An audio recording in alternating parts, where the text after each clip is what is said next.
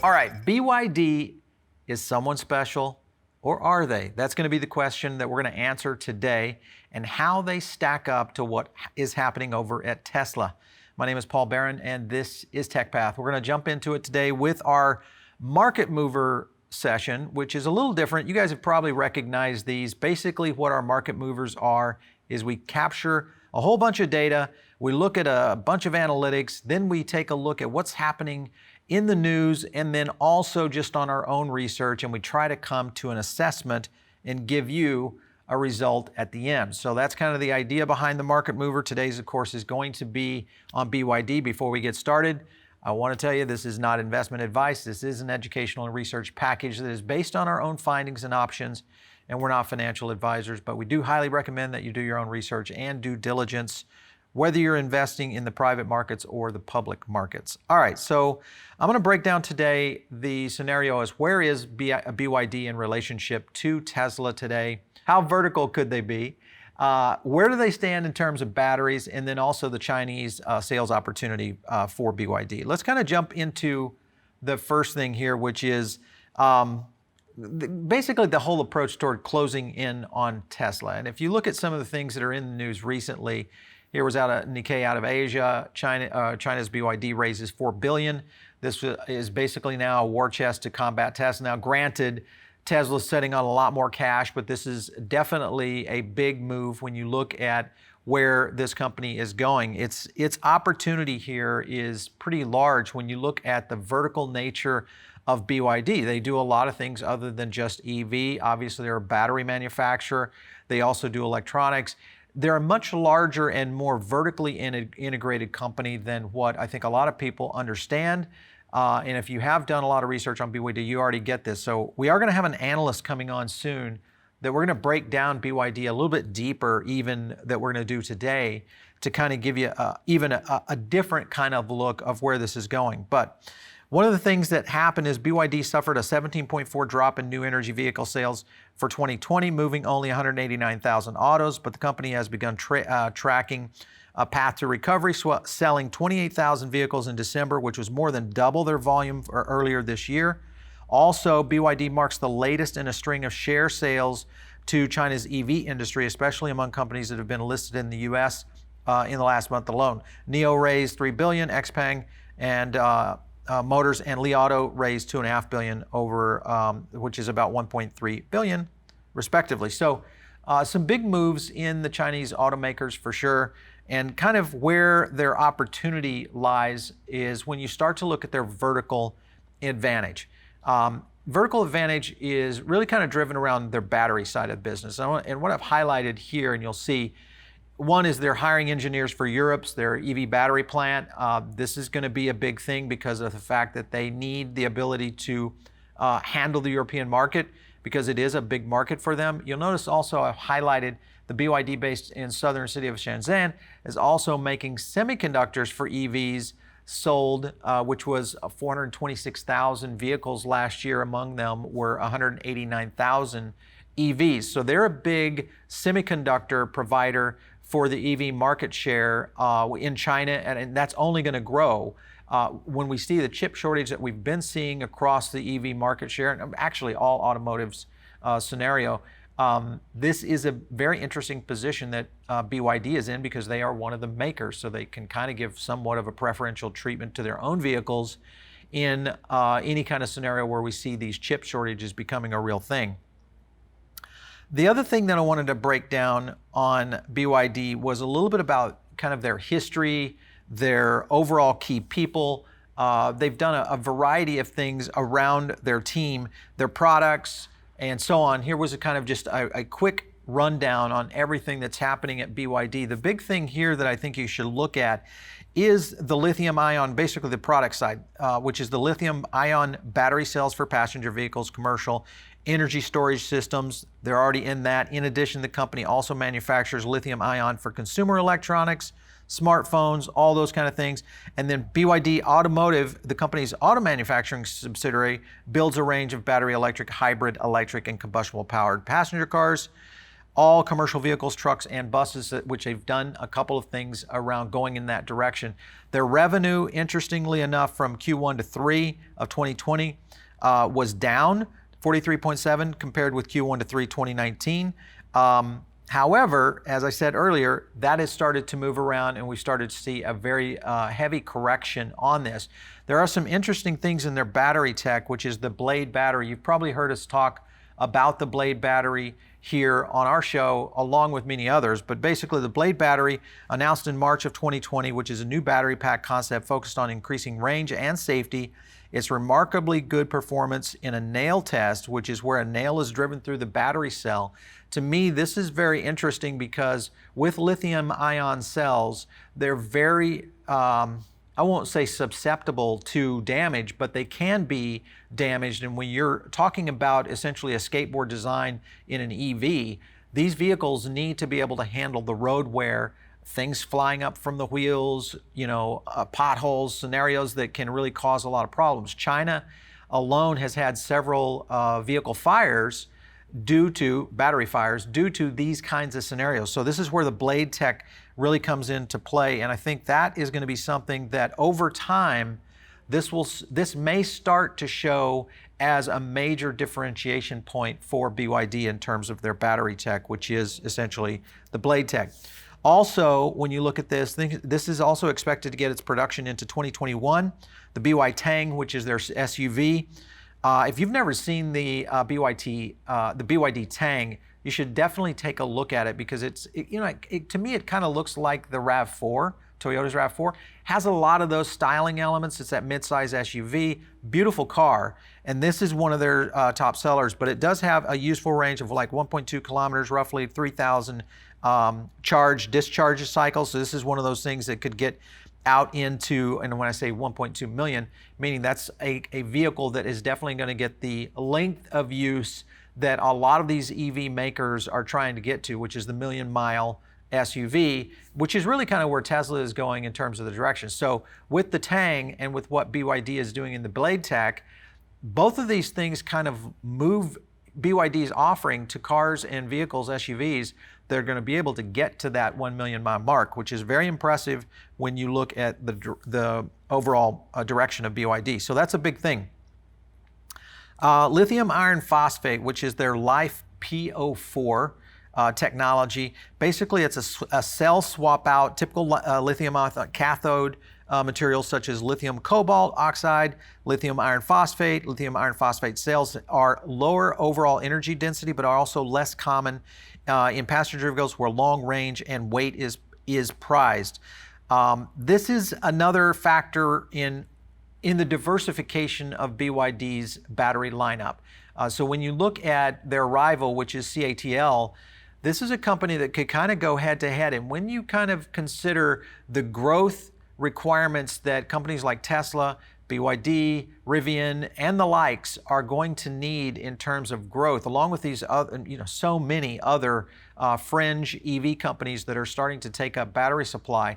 This is going to be a very interesting point of how BYD's positioning in the battery market could give them, again, another differentiating factor in going forward.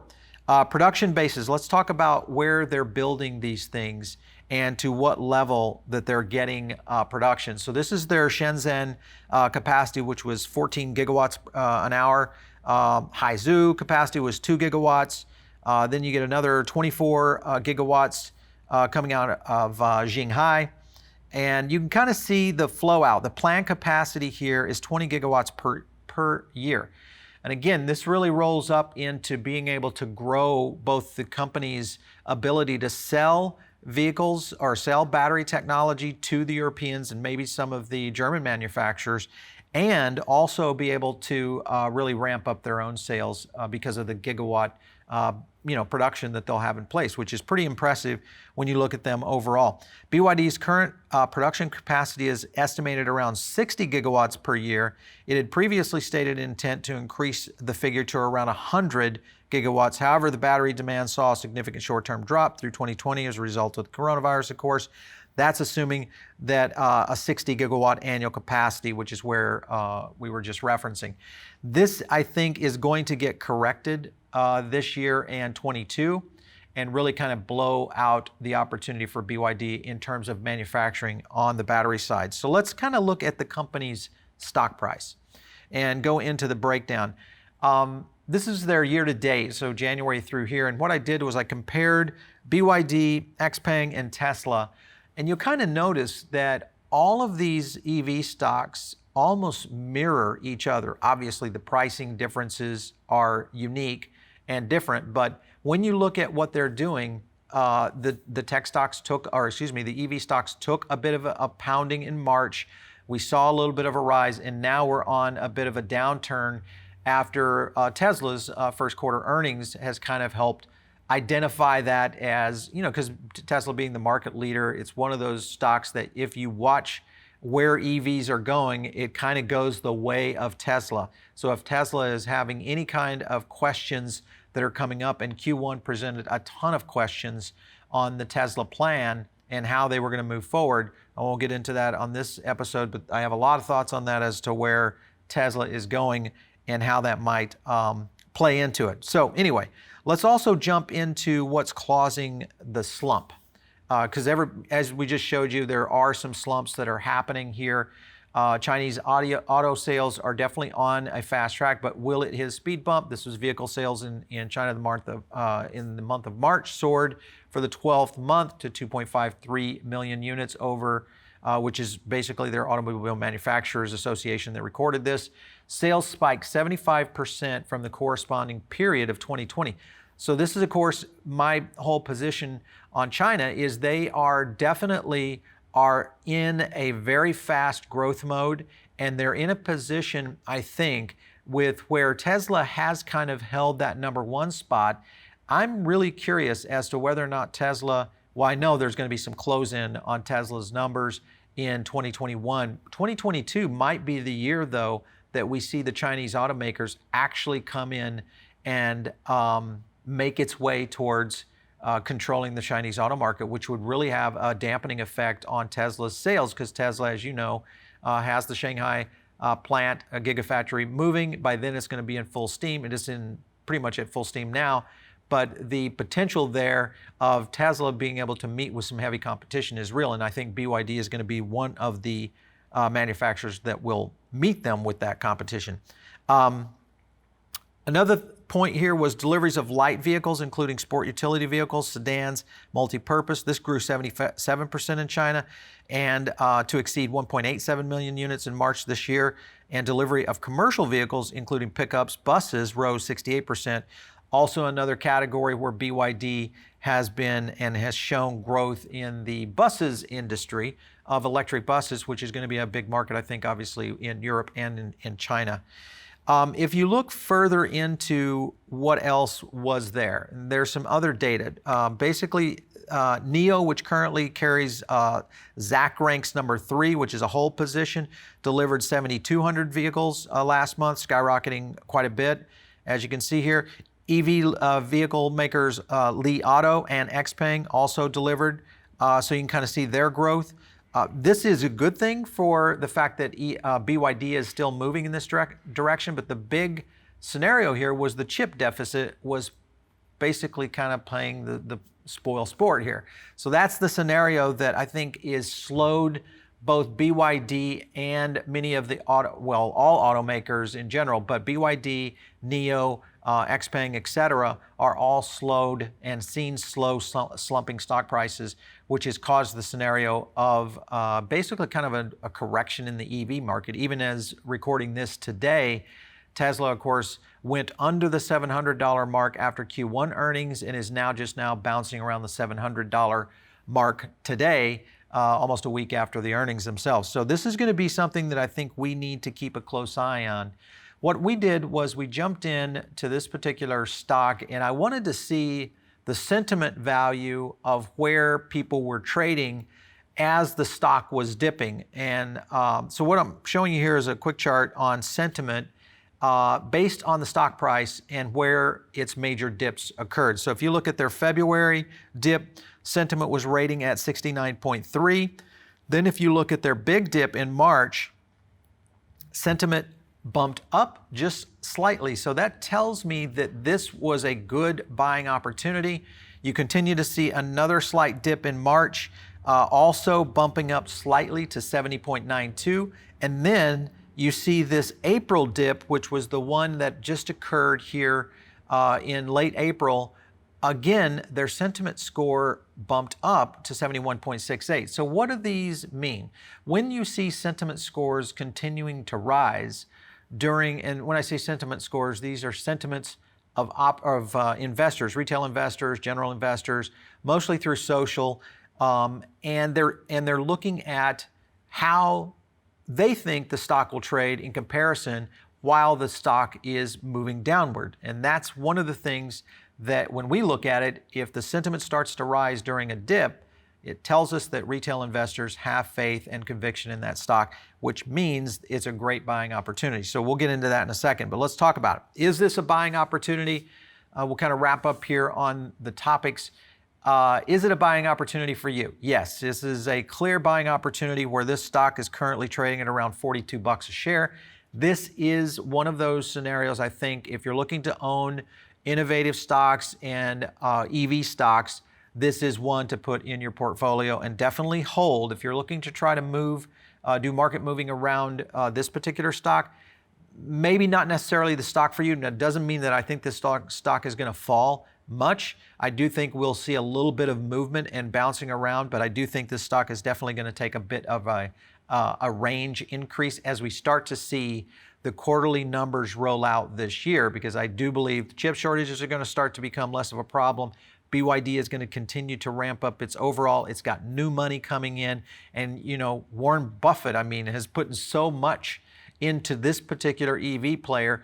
It tells me there's a lot of playing or a lot of movement on this stock, along with what's happening in the European market, which is where they're trying to go with the battery tech. So you've got the European market penetration that's going to be a big factor. And then, of course, you've got the Chinese sales numbers also lifting, which is only going to give you additional, support and confidence in that particular stock taking a rise. And if they start to take any market share whatsoever from Tesla in China, whether it's through them or through a consortium of different EVs, BYD will most likely be the beneficiary of that market shift as we start to watch things play out in 2022. So if you are a holder of EV stocks and you are looking at long-term investments, this is one of those that you definitely want to take a look at and hold on to, because I think this one is one that is on its way to a very special place. And I think there's a few companies out there that are really kind of moving in this direction when it comes to EV stocks. Lots of innovation happening in the space. We're seeing it both on the battery tech side, but also in the EV makers themselves. We're going to continue doing market movers like this from time to time. I know there's been a couple of people that have asked for a Rivian, market mover to kind of move in that direction. Obviously, we need to see more from Rivian before we can kind of get into that. What we could give you now is more around, sentiment analysis, where Rivian is going to go. Them being not a publicly traded company, and the company doesn't anticipate to go into a SPAC, or at least nothing that I've seen so far. So we would look at them, but the key is we're looking for companies that are more like BYD, NIO, et cetera, that are flying in this direction when you want to see us break these down. So that's what is kind of the DNA of a good market mover. If you have an idea for a show, or maybe you have an interview that you'd like to have us conduct here on TechPath, you can shoot us an idea over to producer@revernetworks.com. You can also hit me up on Twitter @PaulBaron, which is just straight up @PaulBaron. And then if you don't follow us right now on Twitter for the show, it's just TechPath TV. Hit us up there. We just also launched our TikTok channel as well, so we're going to try to offer you guys some interesting behind-the-scenes stuff. We've got a few new concepts coming here on the show where we'll try to do a little bit more in-field work for you and let you kind of see a little bit more about what TechPath is all about. We, of course, cover crypto, AI, EV, autonomy, and kind of the whole era of innovative tech concepts as it moves into the business space that helps you make good ideas and good moves, whether it's in understanding the market, investing, all those kind of things. So anyway, stay tuned right here. If you're on YouTube, make sure and subscribe right now. Share this video out there and say, hey man, you should check out Paul's channel. Let's get it going. That's how we learn, and it's how we love our audience to kind of interact with us. You can also give us some comments in the video below. So just make sure and do that. We'll catch you next time right here on TechPath.